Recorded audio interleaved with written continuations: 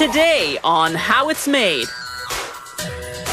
Aluminum pots and pans, artificial limbs, peanut butter, and the high-intensity light bulb. There are several different ways to manufacture aluminum pots and pans. Some factories have giant machines that simply stamp out or mold the cookware, while other factories use a technique called metal spinning. To make cookware that's safe for food use, the aluminum must be pure, no other metals mixed in. It all starts with a round aluminum sheet called a blank. They stamp the pot size and company name on what will be the bottom of the pot.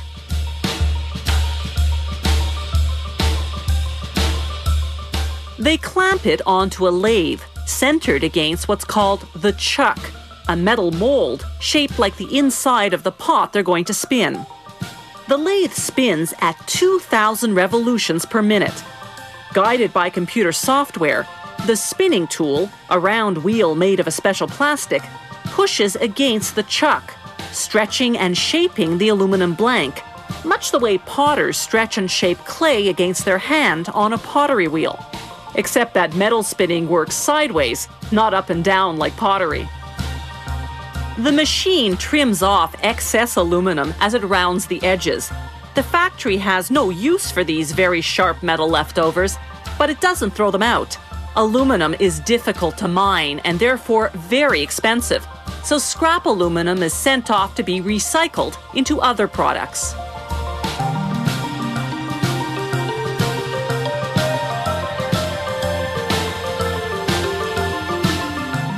After the final trim to the finished size, another trimmer moves in to take the sharpness off the edge.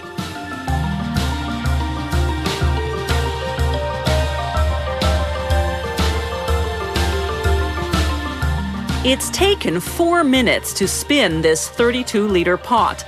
Now it comes off the lathe.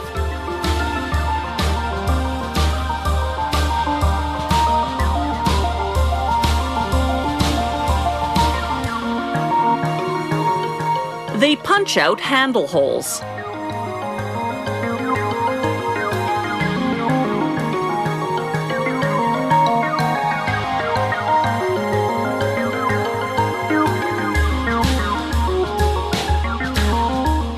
Then rivet on aluminum handles. The pot is now finished. Items that aren't as large and heavy are spun on a hand lathe. This is where you need an experienced metal spinner. Because this trade isn't a mechanical science, you've got to have a feel for it.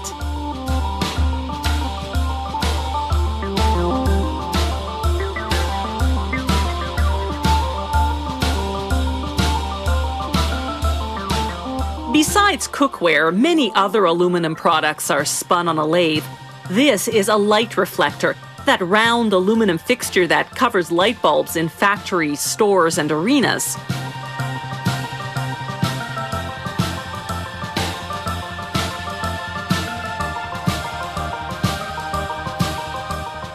When working the hand lathe, the metal spinner uses what's called a scissor tool. It's the equivalent of the plastic wheel on the automated lathe.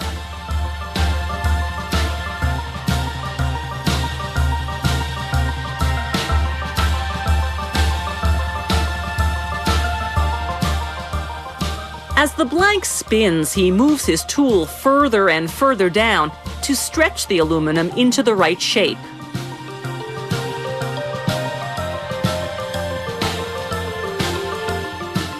This is a sausage funnel. And this will be the inside tube of a cake pan.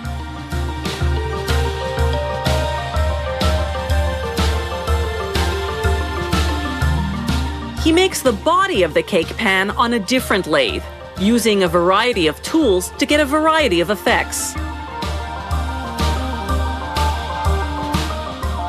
This beading tool creates an edge, for example. Almost all metals can be spun, though some are better suited for the technique than others. Aluminum and steel are very formable metals, so they provide the best results.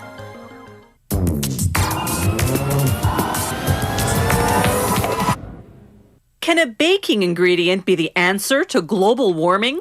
Canadian researchers have found a way to transform harmful carbon dioxide into harmless sodium bicarbonate, baking soda.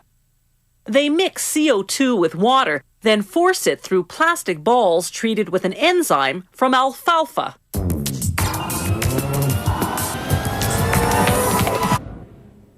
Today's artificial limbs are a far cry from the wooden leg of yesteryear. They look very realistic, and thanks to advances in prosthetic technology, artificial limbs function more and more like the real thing.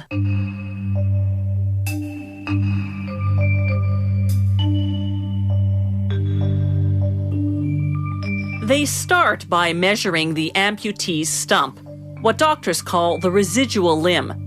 First, they measure the circumference at different points. Then the diameter at different points. They protect and lubricate the residual limb by coating it in petroleum jelly. Then they immerse it in algin, a gelatin-like substance that comes from algae.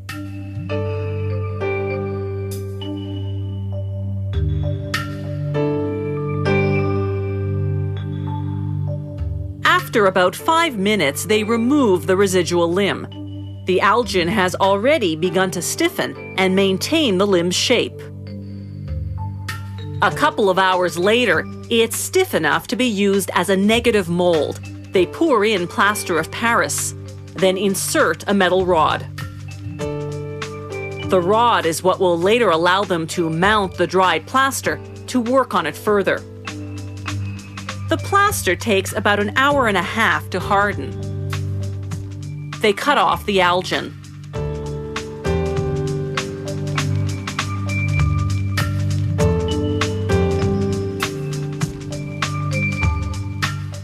Then, using sandpaper and files, they refine and smooth the surface.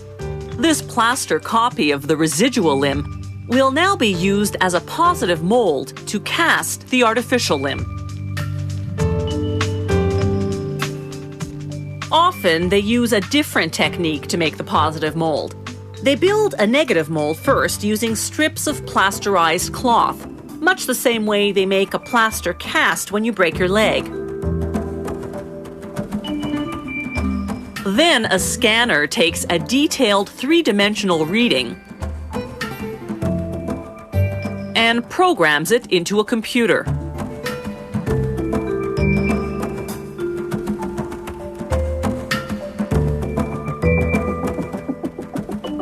A technician then makes any necessary modifications. They put a plaster block on a cutting machine.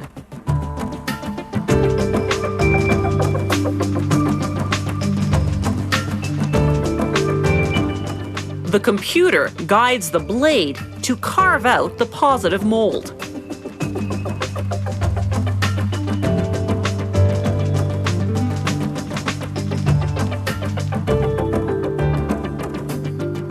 With either technique, once the positive mold is ready, they can make the artificial limb. The process they use is called lamination.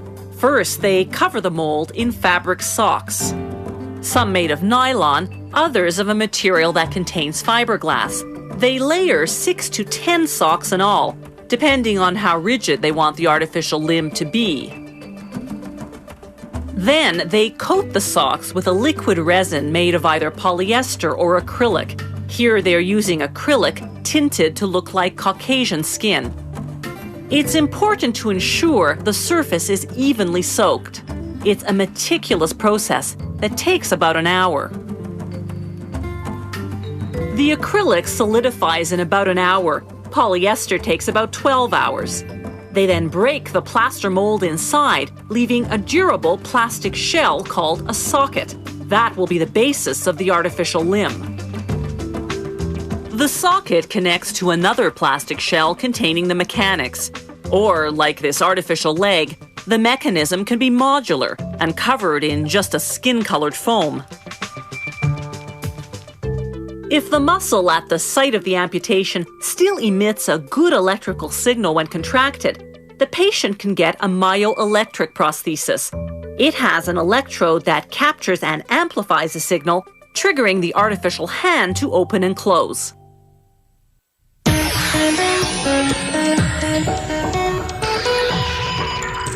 As early as the 1400s, Africans made peanut stews. Peanut butter, as we know it today, was invented in 1890 by an American doctor. He used it as a protein substitute for people whose teeth were so bad they couldn't chew meat. The best peanuts for making peanut butter are runner peanuts because they're uniform in size. They roast more evenly than peanuts that vary in size. They arrive at the peanut butter factory already shelled. To make a 500-gram jar of peanut butter, it takes 565 grams of peanuts. That's about 1,100 peanuts. The first step is to roast them. The nuts travel through a hot air roaster heated to 204 degrees Celsius. The shaking motion moves them around so they roast evenly. More than 3,600 kilograms of peanuts go through this roaster per hour. When they come out, they've turned from white to light brown.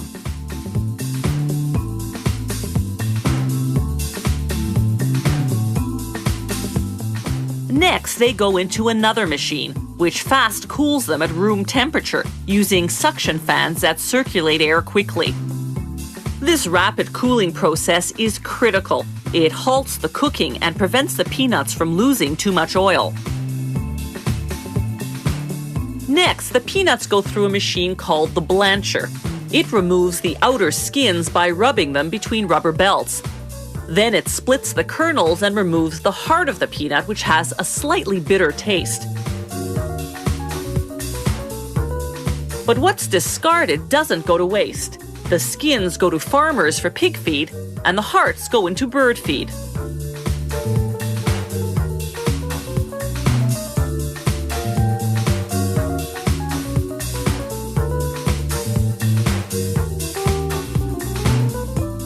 The peanuts land in a big stainless steel hopper.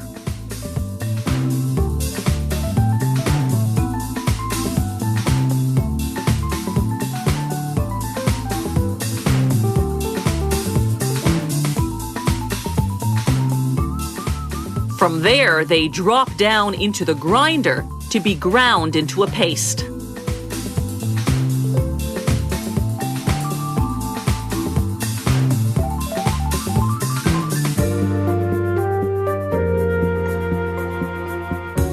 At this point, the other ingredients go in: salt, sugar or another natural sweetener, and a small amount of hydrogenated vegetable oil, which acts as a stabilizer to keep the peanut oil from separating and floating to the top of the jar. Peanut butter contains no artificial coloring or artificial sweeteners. It has no preservatives either, yet doesn't need to be refrigerated. The peanut butter is finally ready. All that mixing has heated it up to 60 degrees Celsius. It goes through a cooling system to bring it down to 38 degrees. Now it can go into jars. Peanut butter is a healthy, protein-rich food with plenty of vitamins, minerals, and fiber. It has no cholesterol, but it does contain fat. The good news is that more than 80% of that fat is unsaturated. In other words, good fat that may actually help lower certain cholesterol levels in the blood. The bad news is that the rest of the fat content is trans fat or bad fat. It comes not from the peanuts themselves, but from the hydrogenated vegetable oil that's used as the stabilizer to keep the peanut oil from separating. If you want to avoid that, you can eat all-natural peanut butter, which doesn't contain a stabilizer. You'll just have to stir the peanut oil that collects at the top of the jar. Once the jars are filled with peanut butter, they go through the capping machine. The caps have an aluminum seal inside. As the caps pass through a heat machine, the seal drops down and adheres to the top of the jar, creating an airtight seal.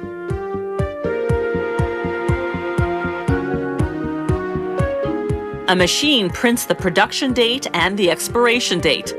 These unopened jars of peanut butter will stay fresh for 1 whole year.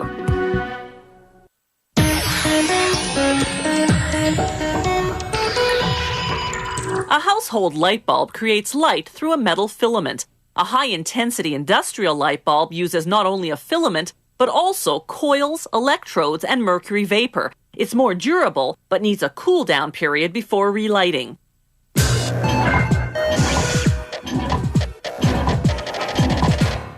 In 1809, a British chemist invented electric light. Over the next few decades, other inventors produced electric lamps and bulbs, but the light didn't last very long. The big breakthrough came in 1879, when Thomas Edison invented a carbon filament that burned for 40 hours. Then, just a year later, he produced a bulb that burned for more than 1,200 hours. That finally made electric lighting feasible.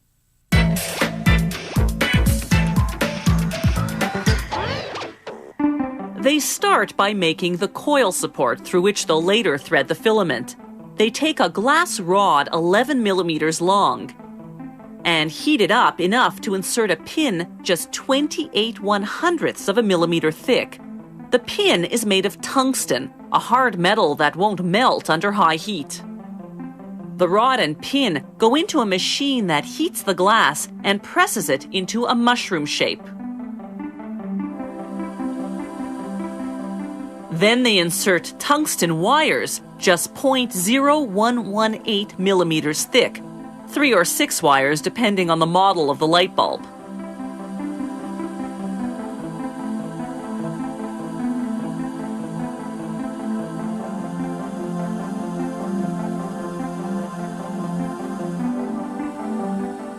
They cut the wires to the required length, which also depends on the model. Then they curl the ends into little circles. The coil support is finished. Next, they build the mount onto which several other parts will be assembled. They weld on the arc tube, a quartz tube containing a coil, electrodes, gas, and mercury. Next, they weld on the bimetal switch, which cuts the current to the coil in the arc tube. Then they weld on the coil support they prepared earlier. They bend the coil support down to receive the filament, which is made of tungsten. Now they weld one end of the filament to the mount and feed the other end through the little circles of the coil support, then weld it onto the other side of the mount. The mount is now fully assembled. Next, they apply a specific amount of pressure to the bimetal switch to calibrate it.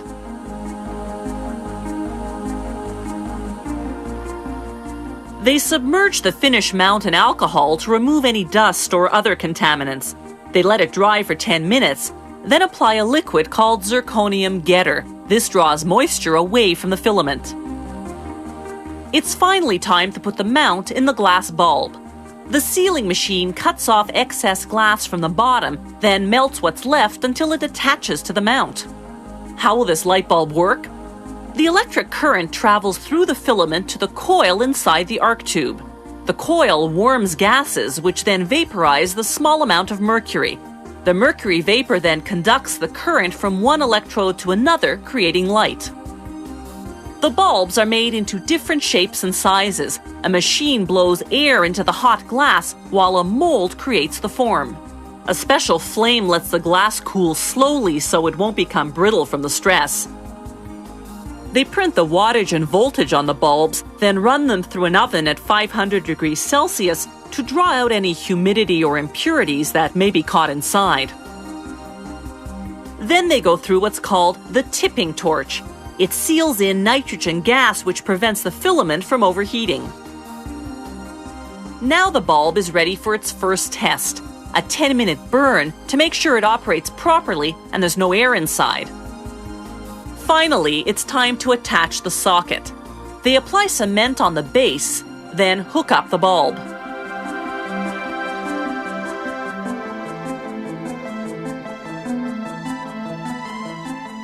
The bulb passes through a flame that cures the cement. The next machine cleans the socket with acid,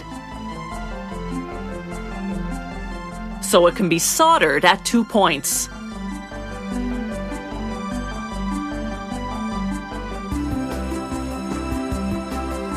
The finished bulbs are put aside for 48 hours, then retested before being shipped out.